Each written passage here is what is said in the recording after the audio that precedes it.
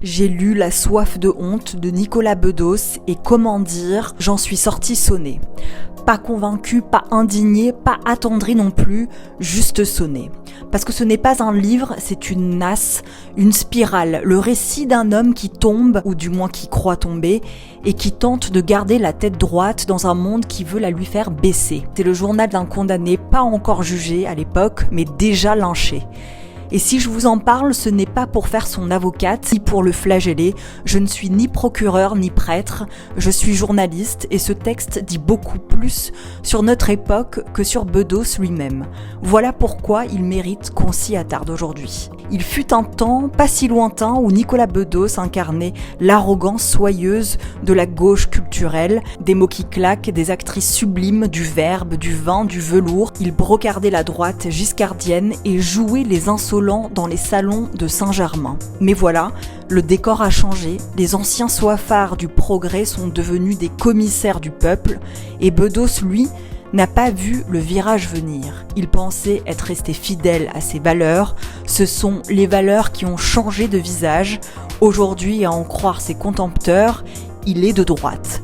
Pas parce qu'il défend Macron, pas parce qu'il lit Le Figaro, mais parce qu'il ose dire que la censure existe, que la nuance agonise et que l'humour, jadis arme de gauche, est devenu suspect. Le titre du livre n'est pas anodin. La soif de honte, c'est une époque qui jouit de faire honte. À ceux qui ont fauté, à ceux qui n'ont pas fauté mais pourraient fauter, à ceux qui incarnent quelque chose qu'on veut abolir, un homme blanc, hétéro, aisé, ironique, la honte comme spectacle, la honte comme pédagogie, la honte comme arme. Bedos raconte cette chasse à l'homme avec une plume acérée, toujours, parfois brillante même, parfois narcissique aussi, mais jamais lâche. On y lit l'histoire d'un homme accusé sans procès, sommé de se taire sous peine d'être doublement coupable des faits, mais surtout coupable d'avoir osé se défendre. Le silence est la seule option, lui répète sa communicante, et il obéit. Comme on entre en religion, la peur au ventre. Ce qui frappe d'emblée, c'est la forme. Bedos ne dit pas « je », il dit « tu ». Il s'adresse à lui-même comme un juge parlerait à l'accusé, comme un frère à l'ombre de son frère. Tu n'as plus le droit de parler, tu es devenu ce qu'il déteste, tu vas devoir vivre dans l'invivable. Ce « tu », c'est sa manière de se pointer du doigt, dit-il, mais c'est aussi peut-être une manière de dissocier le coupable de l'homme, de se regarder de l'extérieur pour survivre, parce qu'il est plus facile de condamner quelqu'un qu'on tutoie que de s'excuser en son propre nom. Le tu devient le théâtre intérieur de la punition, une punition sans fin. Avant même sa condamnation judiciaire, le feu couvait depuis longtemps. En 2022, Libération écrivait « Mascarade », un de ses films, est à l'image de Bedos. Capricieux, mégalo, fasciné par son faste en toque, on suffoque dans son cerveau comme dans un palace sans fenêtre. Puis vinrent les rumeurs, les enquêtes, les plaintes. Sa série Alphonse, qu'Amazon Prime a bien voulu diffuser, mais en douce, fut accueillie par des critiques aussi acides que jubilatoires.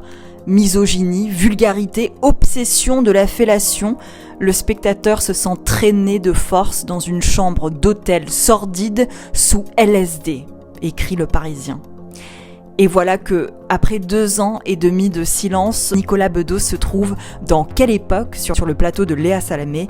Paul de Saint-Cernin, lui, balance « Les droits du livre seront reversés aux victimes, j'ai décidé pour toi. » Rire du malheur d'un autre, surtout quand il est en bas de l'échelle, est devenu sport national. Mais voilà, il se trouve que ce livre, ce n'est pas juste la complainte d'un homme déchu. C'est la dissection d'un monde qui a changé plus vite que lui, un monde où la gauche qui défendait la liberté d'expression est devenue juge d'instruction morale, un monde où le féminisme, dans sa version la plus dure, ne cherche plus à comprendre mais à effacer. On lit « Que tu sois coupable ou pas, elle s'en fout. Chaque homme tombé est un avertissement. » Ce n'est pas non plus une critique du mouvement MeToo, c'est une critique de ce qu'il devient lorsqu'il se technocratise, se spectacularise et, on l'oublie, se monétise. Lorsqu'Amazon annule la diffusion d'un documentaire sur les coulisses de la série de Nicolas Bedos, Alphonse, un documentaire réalisé donc par sa compagne Pauline Desmond, mais offre en parallèle 40 millions à Melania Trump pour la production d'une série, alors même qu'elle est mariée à un homme accusé d'agression et coupable aussi. Que faut-il en conclure ? Que l'éthique a une clause de rentabilité ? Peut-être. On a reproché à ce livre de ne pas faire entendre les victimes. C'est vrai au sens direct du terme, mais faut-il que chaque œuvre se transforme en procès ? Ce livre n'est pas une réponse aux plaignantes. Il ne les nomme pas, il ne les attaque pas, il ne cherche pas à les discréditer, il ne parle pas d'elle, il parle de lui. Et c'est peut-être ce qu'on lui reproche de continuer à exister malgré tout. Mais en bonne foi, peut-on demander à un homme qui chute de se taire, d'écrire un livre, mais surtout pas trop bien, pas trop touchant, pas trop construit, de peur qu'on le croie sincère. Le livre ne nie pas la douleur des autres, il explore la sienne, avec ses angles morts, sa mauvaise foi, ses obsessions et son style, bien à lui. C'est imparfait, c'est humain et devient donc suspect. Nicolas Bedos a été condamné à 1 an de prison, dont 6 mois sous bracelet, et ce livre ne cherche pas à nier, il ne cherche pas à convaincre non plus, il cherche à comprendre l'effondrement, à le rendre au moins lisible. Mais est-ce une tentative de réhabilitation comme on l'a lu ? Oui, évidemment.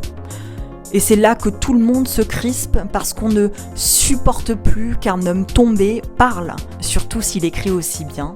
Et ici, c'est le cas. Le plus violent dans la réception médiatique, ce n'est pas la critique, c'est l'interdiction tacite de s'exprimer avec élégance. Une tribune de Libé l'accuse.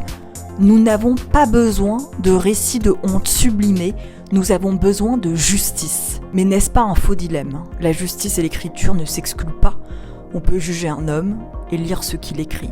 Alors, est-ce que j'ai aimé ce livre ? Oui, je l'ai aimé comme on aime une claque littéraire, comme on aime un miroir sale où l'on se reconnaît. Je l'ai lu avec malaise, avec agacement, mais aussi avec compassion. Ce livre n'est pas un manifeste, ce n'est même pas une confession. C'est un homme qui vacille et nous, en le regardant tomber, qu'est-ce qu'on fait ? On commente, on juge, on partage des tribunes, on applaudit le lynchage collectif comme on partage un mème.